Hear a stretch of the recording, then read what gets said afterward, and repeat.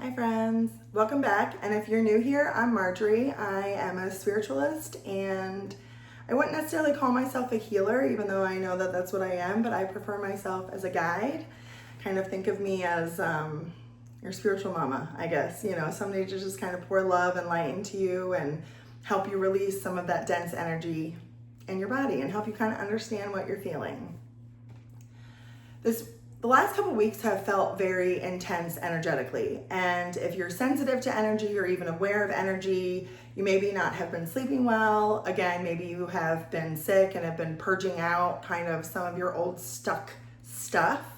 Know that you're not alone. Like, there's nothing wrong with you. We do have a lot happening globally. You know, I'm in the United States, and it's kind of been a rough couple years, and energetically, it just feels very intense, and we can feel that. We are all little atoms of God, which make up one collective consciousness, which is how trends happen, right? Like, you notice you want a green velvet couch, and then you hear all your friends talking about a green velvet couch. Those are trends. That is part of the collective consciousness.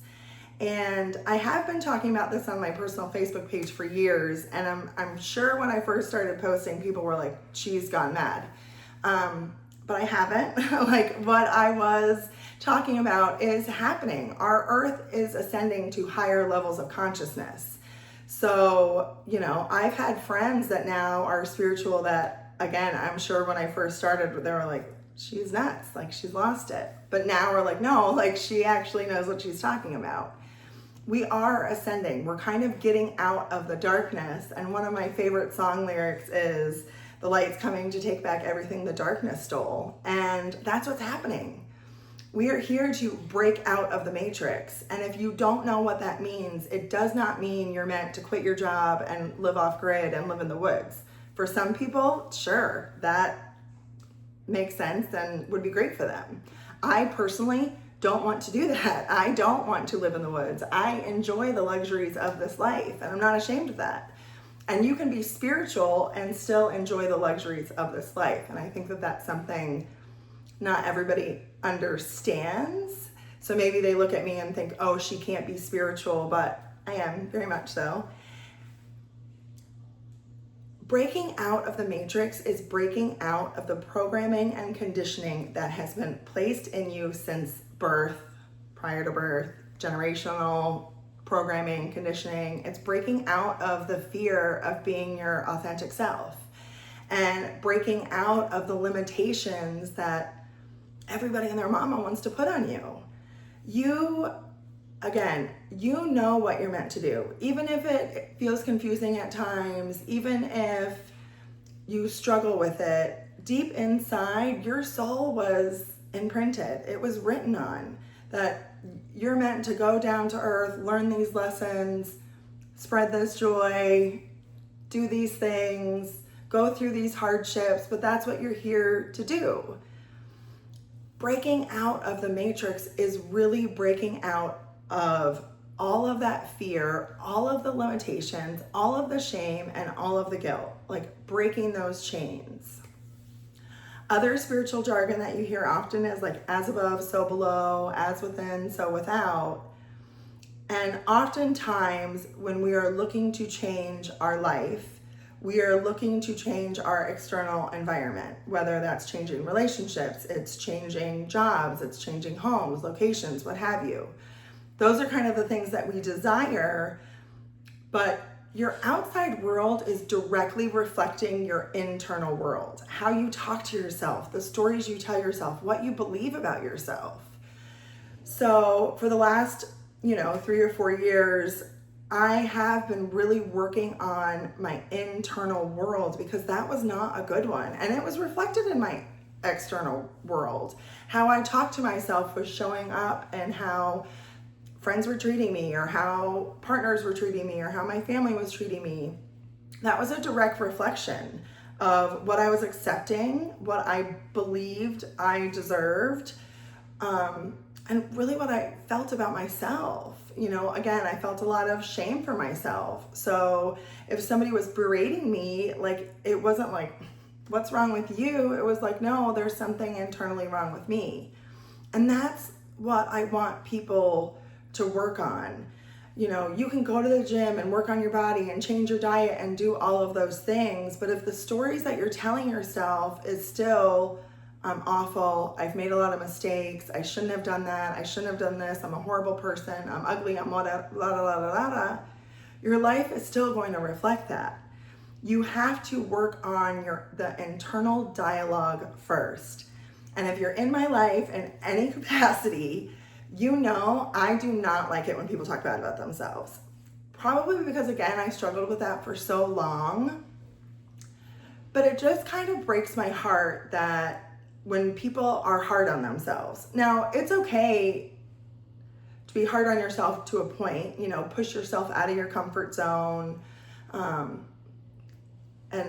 But beating yourself up or talking down to yourself or kind of reliving these negative stories over and over and over again, that's not going to get you anywhere. And again, if you're a child of the boomer generation, the Pluto and Leo generation, they had a lot of narcissistic tendencies, and that again was by design. Now, some people took it too far, and that just is what it is, but that was by design. It was so this generation of 20, 30, 40-year-olds, and then, you know, even younger, they'll advance it even further, to come here and break it. As parents, the words that you speak to your children become their own subconscious voice, and your subconscious is what is driving your life. So in order to change your subconscious, you have to change your conscious first and really let that soak all the way through. And that can take a while. You know, you can manifest and affirm and journal and, you know, do the 3-6-9 method and, you know, write over and over again, I am this, I am this, I am this. And that will all help you to believe those stories. But until you fully believe it and embody it, it's not going to happen. You know, I am a millionaire, I am rich, I am this.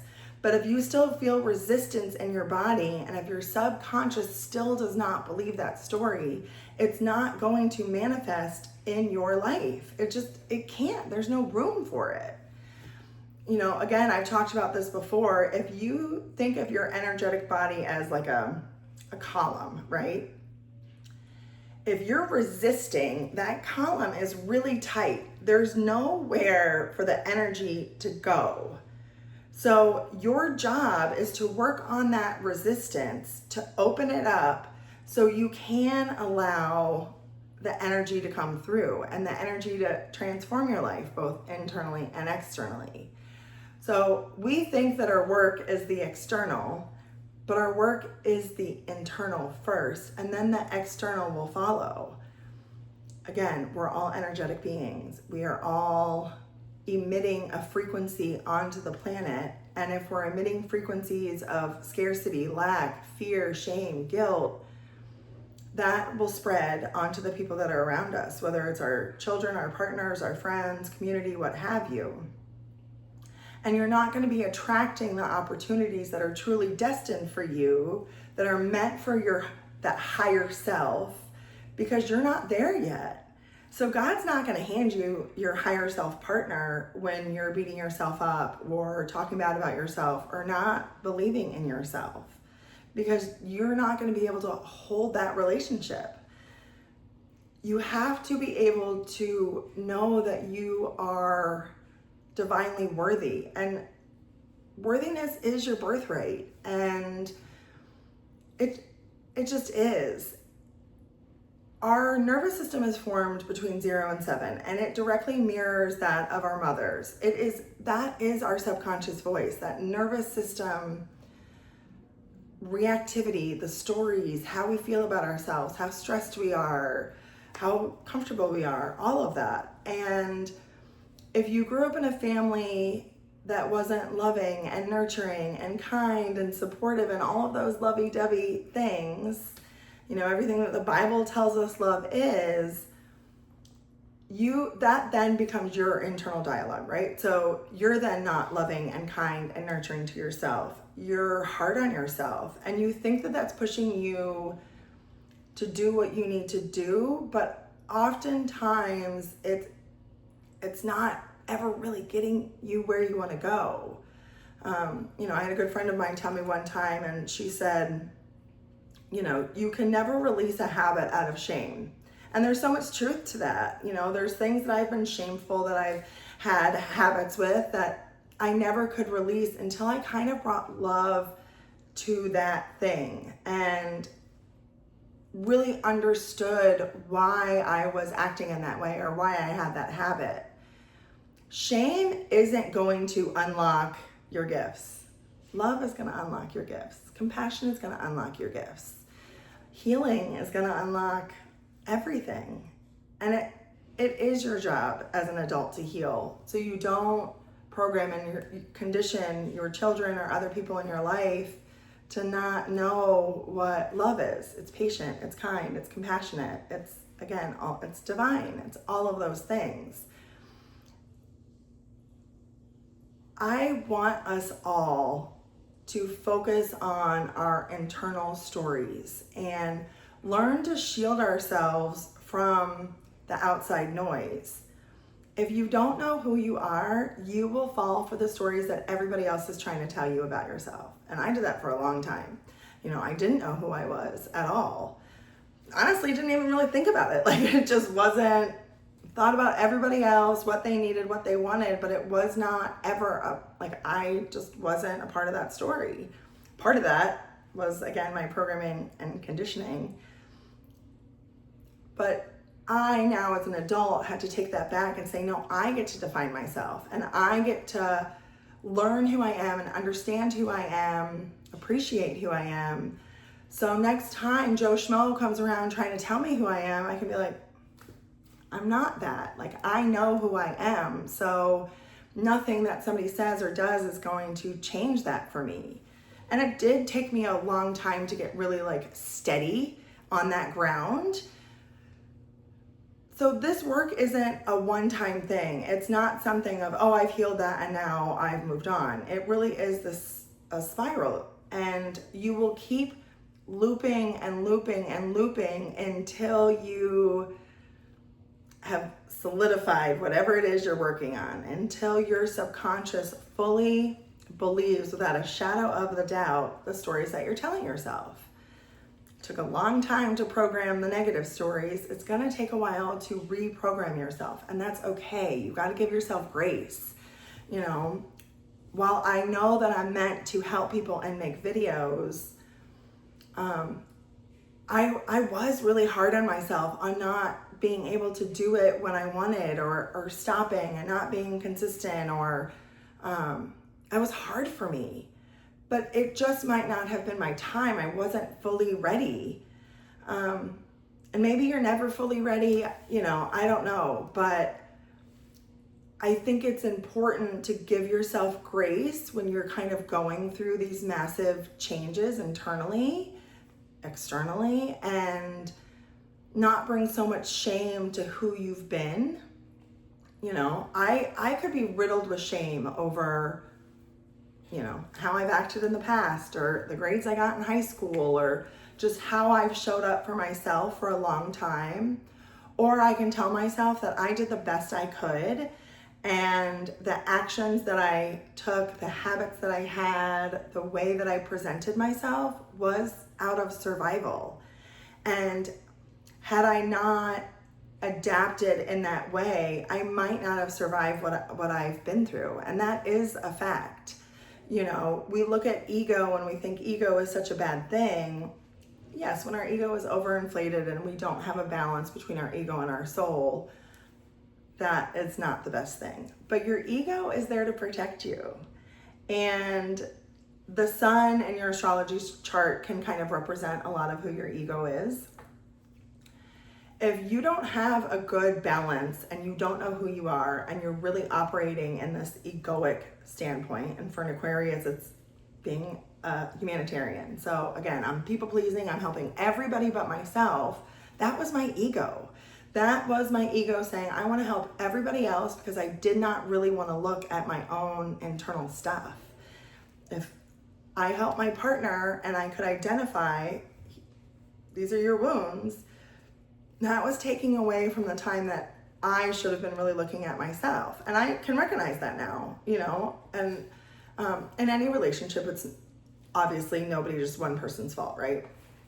That was me. I needed to work on me and not always look to other people and what I could fix for them, even though I could see their wounds. And it wasn't like I was trying to fix them because they were bad. It was, I could see their wounds, but I was ignoring my own. And because I had survived everything, you name it, I've been through it. Because I had survived all of that, people always look at me like, oh, she's so strong. And while yes, I am incredibly strong and incredibly powerful and all of those beautiful things, I'm also a softie, and I'm also very sensitive and can be emotional at times.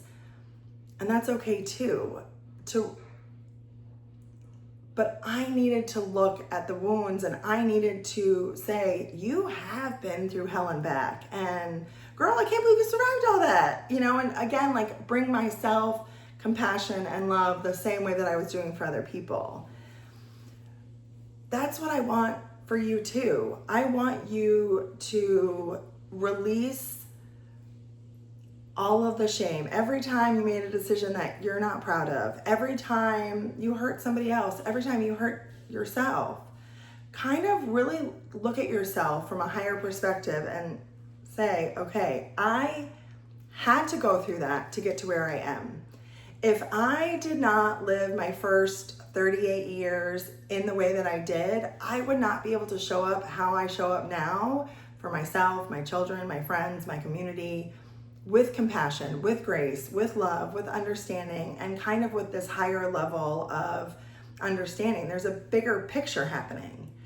So while I could be so angry at my family and so angry at, you know, my exes and friends and whatever for how they treated me, one, it was a mirror of how I was treating myself. So thank you for showing me that.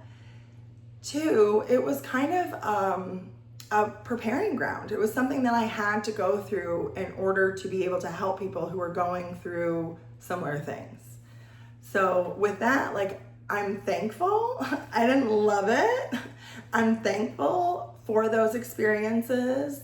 Don't want to go through them again, but I'm thankful. And while I don't want those people in my life anymore, I don't hold ill will to them. I just don't care for them, and that's okay, right?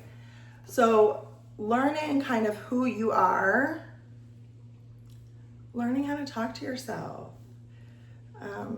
You know, if you're in my life, you know that I will not like it if you talk badly about yourself. Even if it's like a little jokey joke, I'll call you out because your body can hear you. You know, you're talking bad about a certain part of your body can hear you. And because I did that for so long, I know that how that affected my spirit, my soul. And if you're made in the image of God and you're talking bad about yourself, aren't you talking bad about his creativity, his work?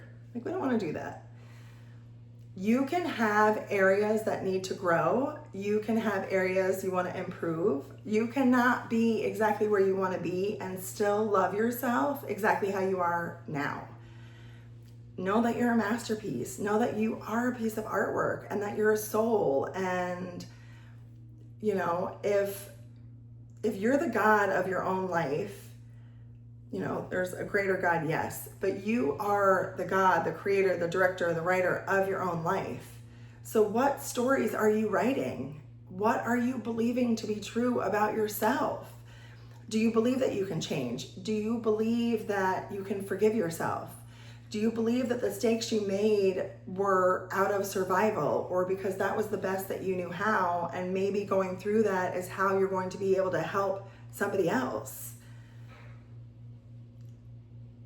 What are the stories that you're believing about yourself? What are the stories that you're telling about yourself?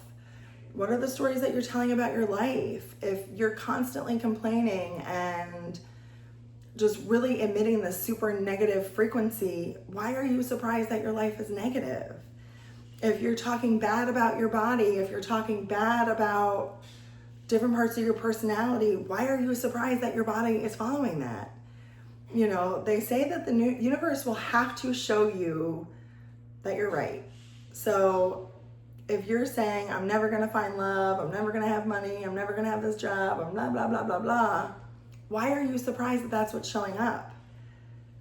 But if you truly believe deep down in that subconscious that you are worthy of all of the beauty that this world has to offer, the universe, God, is going to have to show you that. It's going to have to mirror that. Again, what is inside is going to be reflected in your outside world. You know, I had some friends talking about happiness and talking about how they view happiness as Disney level happy. And I kind of joked that, like, I am Disney level happy. And honestly, I think I've been Disney level happy for the most of my life. But I am. And I walk out into the world and I see how beautiful it is, even if it's something little. When I was going through my darkest times, I hated hearing the birds in the morning. Like, I just did not like it, which now to me is so funny because I love birds. I love hearing them. I love seeing them. Like, it's just kind of magical to me when they come visit. And that really was just a reflection of like how unhappy and at ease I was in my life circumstances at the time. Now it's like, you know, the birds are chirping, the sun is shining, my friends are beautiful, like life is just good. Do I have it all together? Absolutely not. Like, do I have areas that I want to grow in? Absolutely, always will. Like, that will never change. I will always want to grow. I will always want to change. I'll always want to evolve. Like, that's what we're here to do.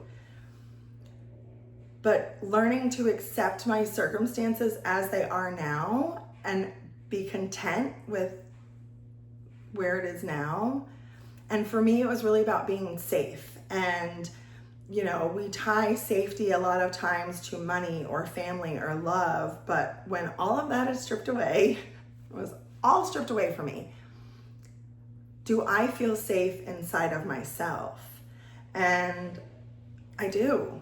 I do feel safe with me. I do know that I can mother myself now in the way that I did not get as a child or an adolescent.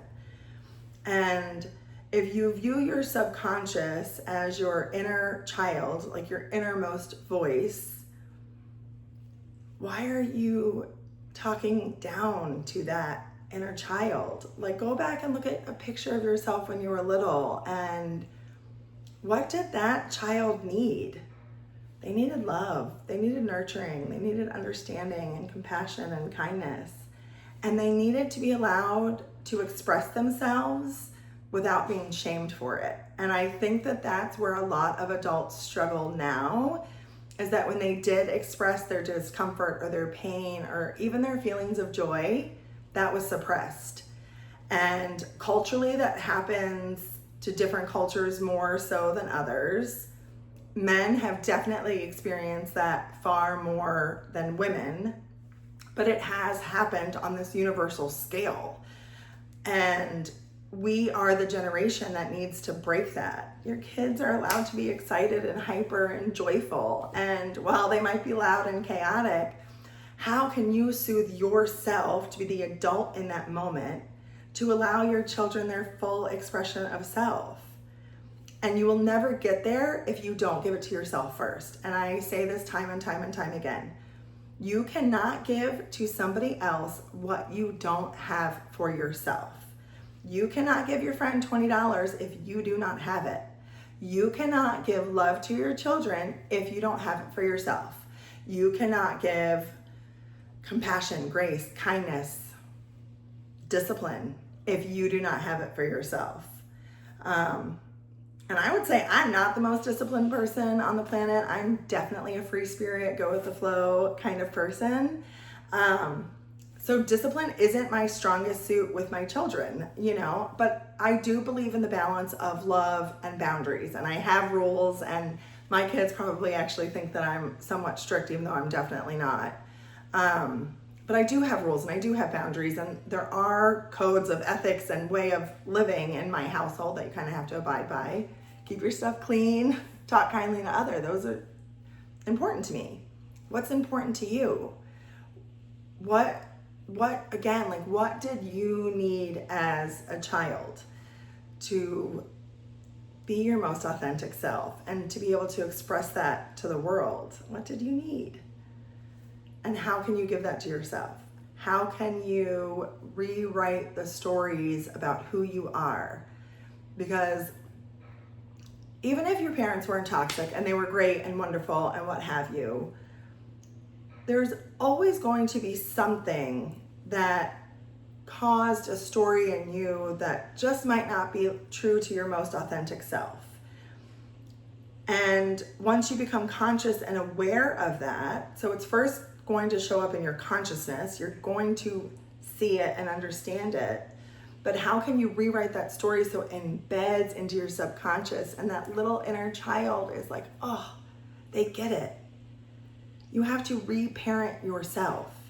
Nobody can do it for you. Nobody's gonna, you can have magical, loving, nurturing, compassionate friends and supportive people, or you can have a partner that's super disciplined because you're not. You can have all of that.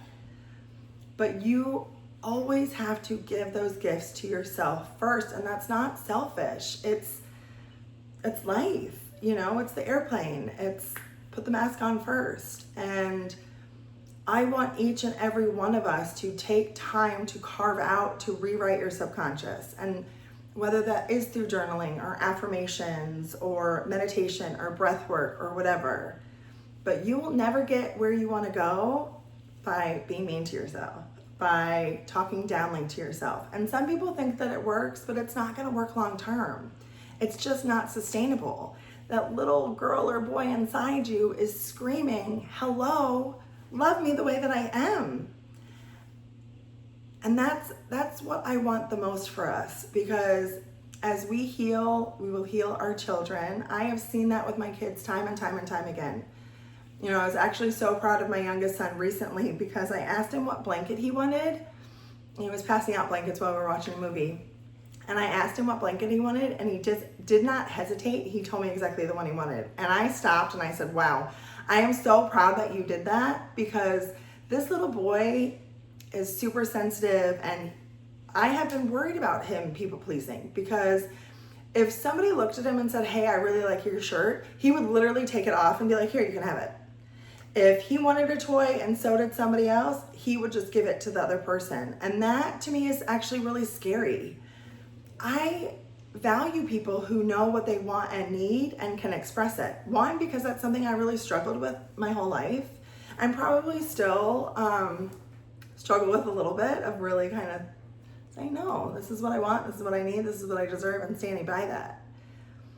But as I'm growing and changing, I see it in my children as well. Our children are a reflection of us.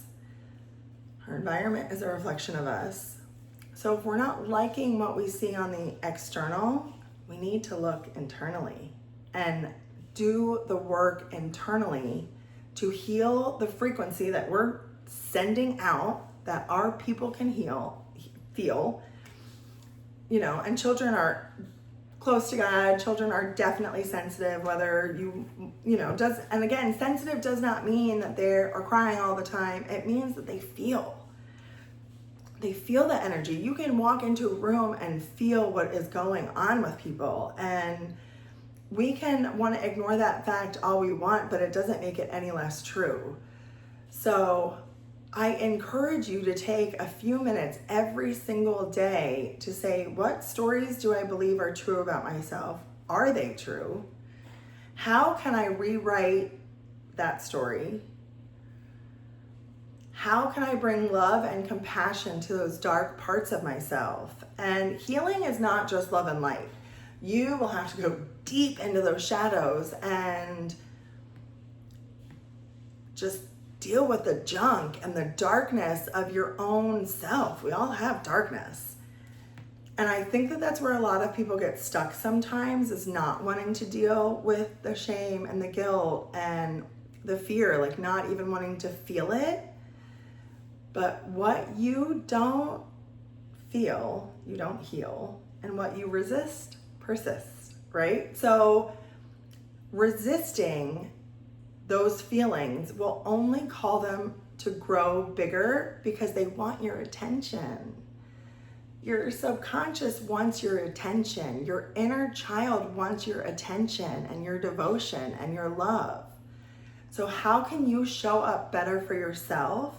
So ultimately you are showing up better for your children, your family, your community, but ultimately the collective as a whole. We know that this world is dirty and grimy and, war and all of these things happening. And I personally cannot solve all of those things. I wish I could. If I had a little twinkle on my nose that I could end all of that darkness like that, I would. But what I can do is end all of that darkness in myself, which then emits a frequency of love and beauty and compassion and guidance that I can share with my community, which ripples out. And that's kind of the point of it all, right?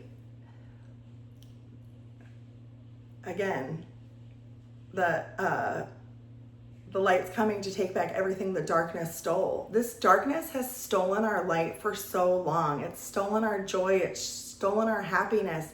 It's stolen our love. How can we take that back and say, no, I'm going to love those dark parts of myself. I'm going to love the time that I didn't show up in a way that I would have liked to, because that was the best that I could do at the time. And I'm not going to shame myself for that. I've learned through it. I've grown, and I want to do better. If you're staying stuck in that negativity and you're causing negativity for yourself and for others, that's when it's toxic. That's when, there's other things at play that could be plaguing you. And it's our job. Like it wasn't my job to fix my dad. It wasn't my job to fix my ex or my friends or whatever. It was my job to fix me. And we can't expect our children to be something that we're not. We can't expect our children to have a level of consciousness that we as adults need to have. We are the adults. We have to make the changes. So, and this generation of kids, they are wise. Trust me, I'm around kids all the time and have been for a very, very long time. These kids are wise, and they know when you don't respect them, and they can feel when you've got demons on you, and they can feel when you're masking. And most people are walking around and masking how they really feel and walking around maybe with a happy face or pretending to be present, but they're not. And our children and our friends and our loved ones need our presence more than they need anything else. They need us. And don't deny your greatest gift, which is your presence, to the people you love most, because life goes by fast. And, just thinking about how old my kids are, I don't want to live an unconscious, disassociated, disconnected life from them. I want to be connected to them. I want them to know that they're loved, and I really want their internal voice to be one of love and compassion and grace. And yes, I want to push them out of their comfort zone, but no, I don't want to push them to do things just because it's for me. Knowing your kids, knowing who you are, that's important. So before this video gets too long, I will cut it, but I just wanted to come on here to say, you're never alone. We are all going through this massive shift together. We are feeling the energy. We can feel how tense it is. If you're at the beginning of your journey, it might feel a little denser. You have to clear that density in your subconscious. Keep breaking bits and pieces of it off so you don't create dis-ease in your body. Keep breaking bits and pieces of it off, and eventually it will get better. Well, I haven't been sleeping. I still have had a lot of energy. Like the way that I felt in the beginning of my journey and how things could affect me is very different than how it is now. So protect your energy. That's really also important. Again, if we're energetic beings, we're all kind of quantum entangled. And whatever you're giving focus to will grow. Your energy is currency. So call that energy back to yourself. Stop giving it away freely to the news, to the media, to ex-friends, ex-partners, whoever. Stop giving it to them. Say, no, I'm not going to think about that. I'm not going to focus on that. I want to focus on myself and how I can show up better for myself and for my people. And if you're going through kind of some dark stuff, that's okay too. And I'm going through this dark time, but it's not going to last forever, because I promise it won't. I promise it won't. Keep going. Keep showing up for yourself and your people and just the collective as a whole every day. Because again, if we have 8 billion people that are showing up in their highest selves, imagine what this world would be. It would be amazing. And, you know, I think most of us want that. And if you can take accountability and say, you know what, I did mess up there. I understand why I did it. I'm sorry for acting that way. That was not in alignment with myself. That was not, you know, how I want to treat myself or other people. And you make changes for yourself and for others, it's going to get easier and better. With no manipulation, no, you know, lying to yourself. It's truly working on yourself, loving yourself, and giving energy to what matters. So I'll probably talk more about energy in my next video, because there's lots of good stuff in terms of energy, but call your energy back, call your power back. Stop giving it away to everybody else. Nobody else can control you. Nobody else gets to tell you who you are. You get to decide that. Are you loving? Are you kind? Are you compassionate? Are you graceful? Sure, sometimes are you egoic or prideful or petty? Sure. Does that make you a bad person? No. It's how are you showing up consistently for yourself on the daily? How are you talking to other people? And when you mess up, how do you correct it? Because we're still gonna mess up. You know, I'm still gonna have times where I get triggered and don't respond in the way that I want to. But how quick can I fix it? Instead of thinking, oh, they deserved that because I felt X, Y, and Z. No, how can I fix that within myself? Take accountability and responsibility for myself and change so I don't create this fear, shame, guilt cycle, because that's the programming. Fear, shame, and guilt are the densest energies. And this world is designed to keep you there. So I am asking you, begging you, for the sake of the world, for the sake of yourself, your community, to release that. Release the fear, release the shame, release the guilt. Bring love to your inner child. Again, if you need to, look at a picture of yourself as a kid. That child deserved love and compassion and nurturing and kindness and encouragement. That's what every child deserves that. They deserved food and a comfortable home. That child deserved that.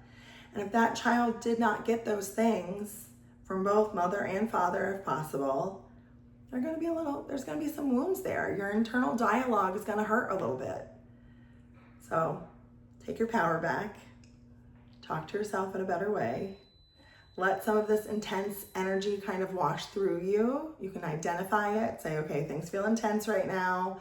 How can I reset myself, recalibrate, breath work, meditation, but nothing will matter more than how you talk and how you treat yourself and what you accept from other people.